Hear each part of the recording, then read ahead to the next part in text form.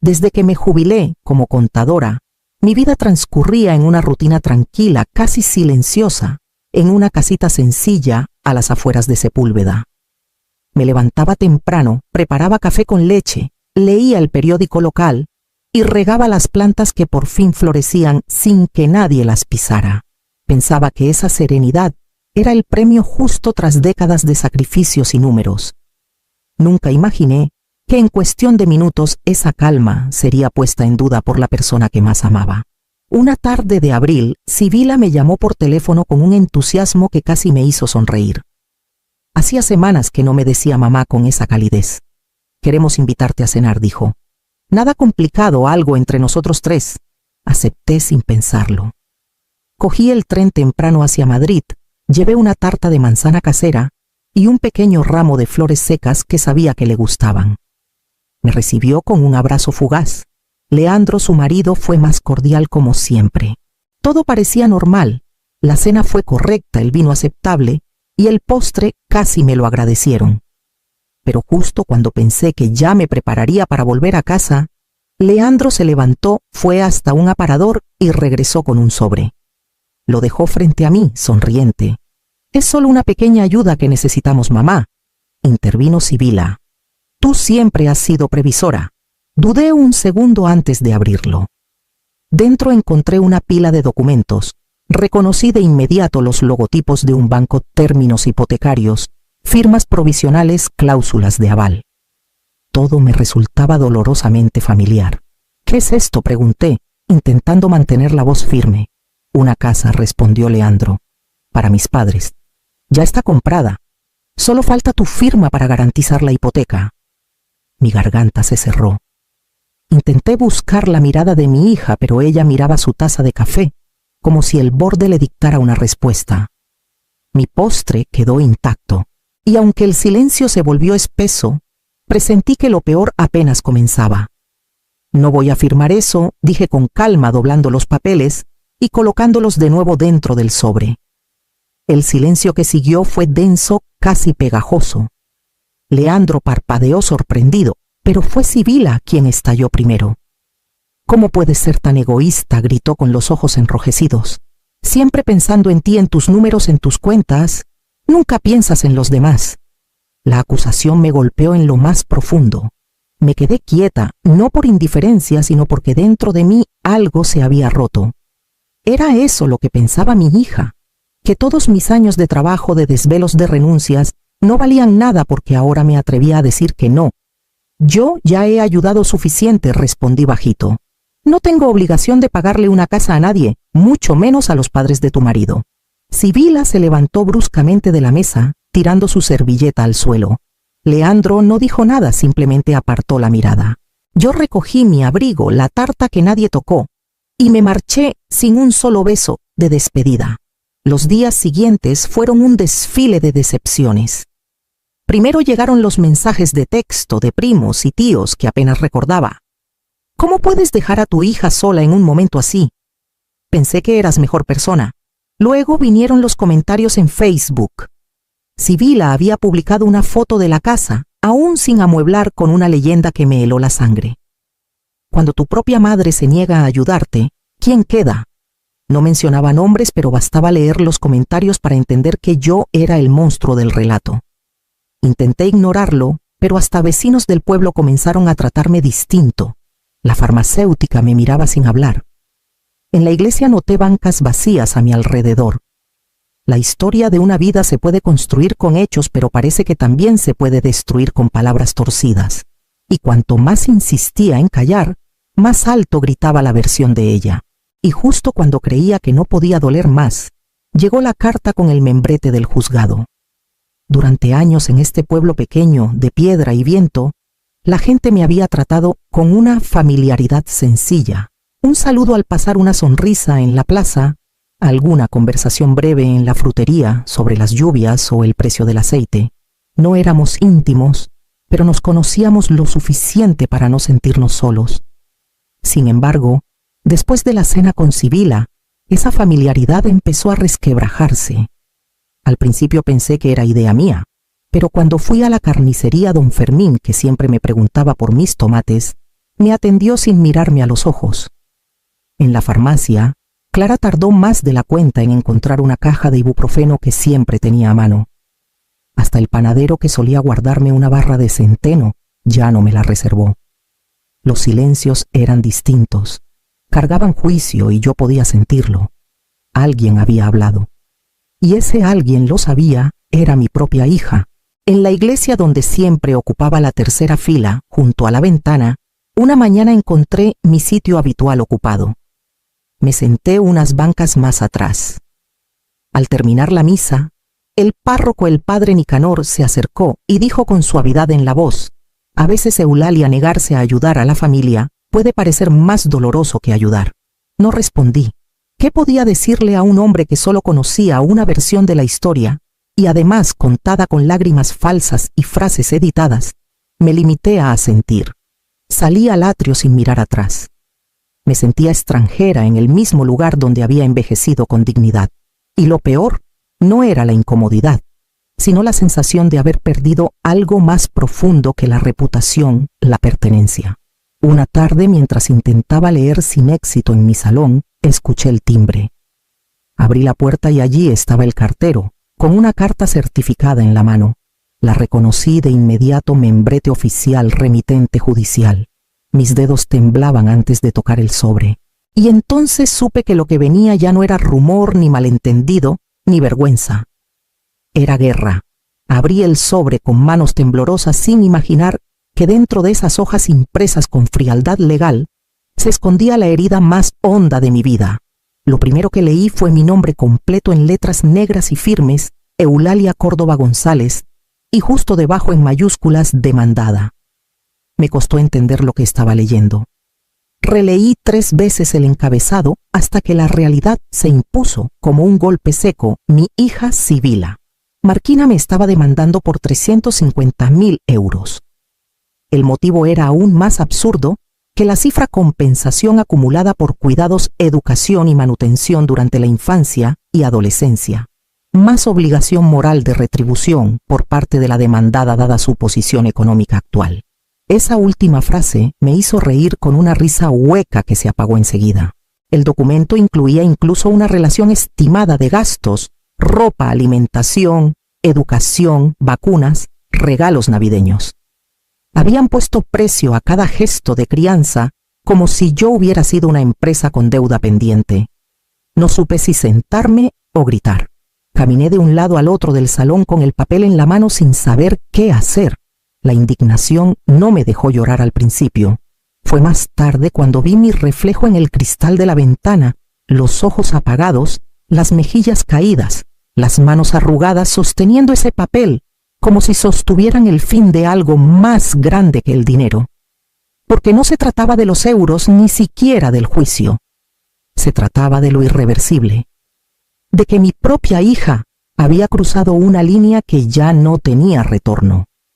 No contenta con el desprecio, ahora quería arruinarme con leyes con firmas con tinta fría.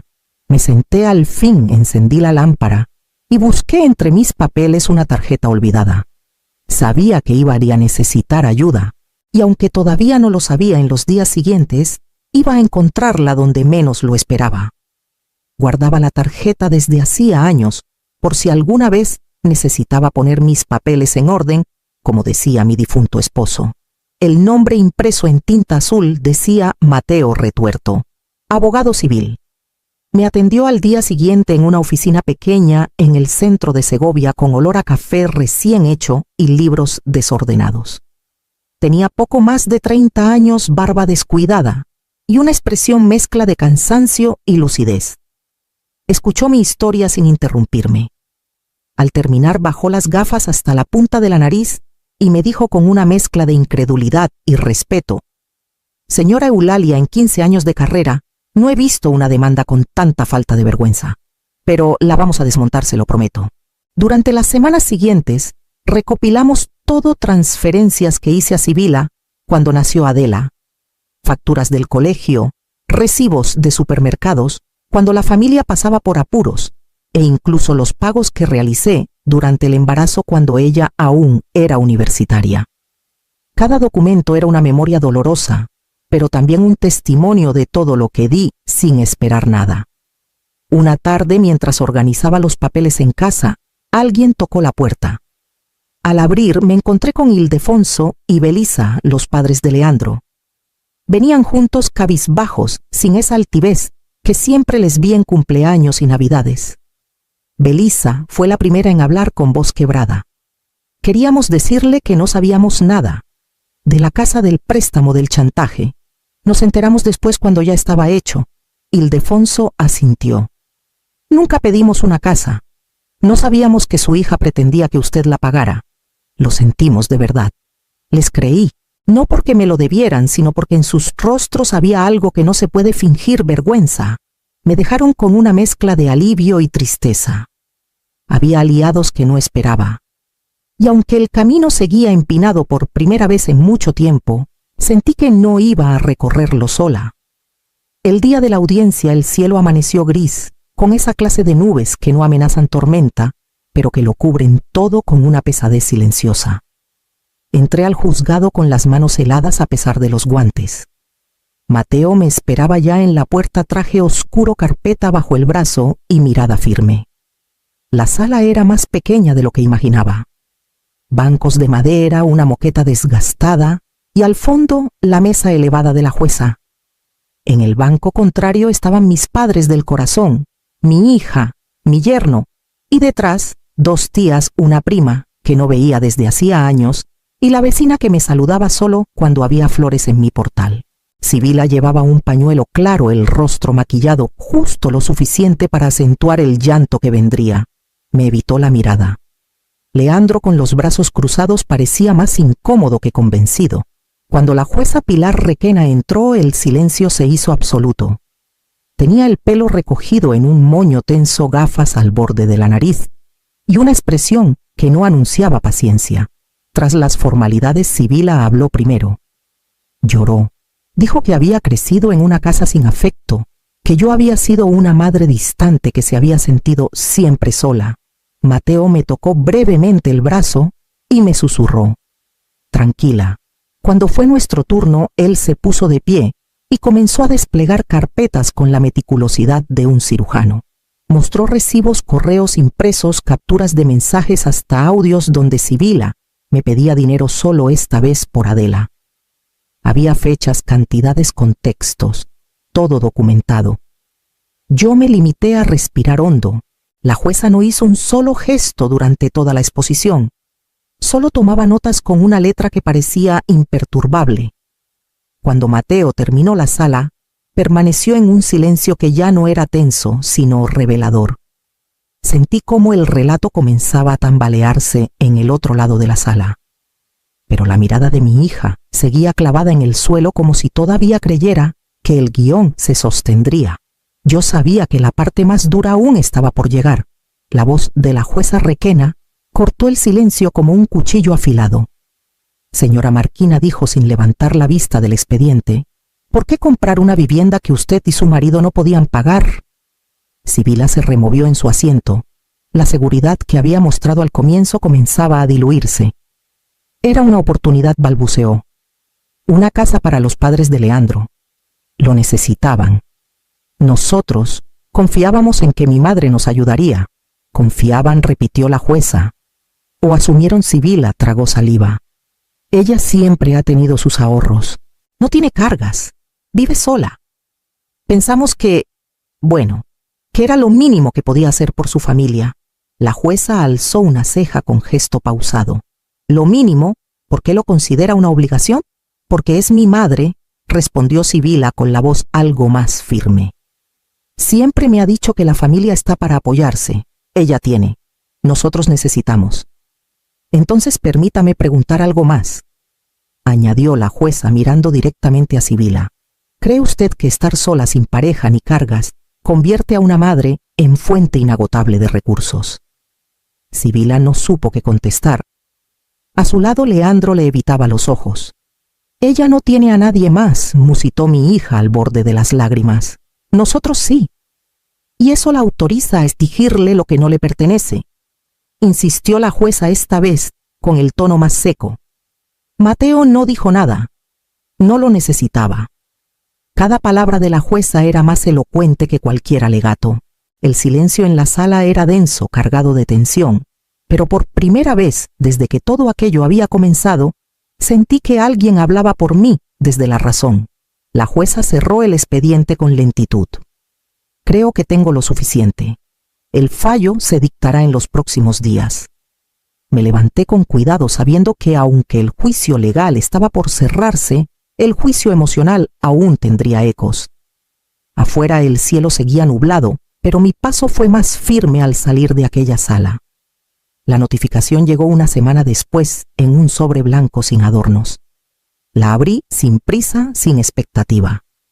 No había dormido bien desde la audiencia, y aunque Mateo estaba convencido de que ganaríamos, yo sabía que la justicia a veces no se mide con lógica, sino con apariencias. Pero no esta vez. La jueza Requena fue clara en su resolución: la demanda era infundada, mezquina y carente de base legal. Citó incluso el deber moral de los padres hacia los hijos, no al revés, y añadió una línea que me dejó helada por su franqueza. Este tribunal reprueba el intento de instrumentalizar la maternidad como deuda, y más aún cuando se recurre a ello para obtener beneficios económicos sin mérito alguno. No lloré, tampoco sonreí. Solo cerré el sobre, lo dejé sobre la mesa de la cocina y me senté junto a la ventana. Afuera los geranios seguían abriéndose como si nada hubiera pasado. Pero dentro de mí algo había cambiado. Al día siguiente, cuando salí del juzgado, no hubo abrazos ni vítores, ni familia esperándome. Solo Mateo, que me dio una palmadita discreta en el hombro, y una pareja de ancianos que cruzaron la acera para felicitarme en voz baja. No los conocía.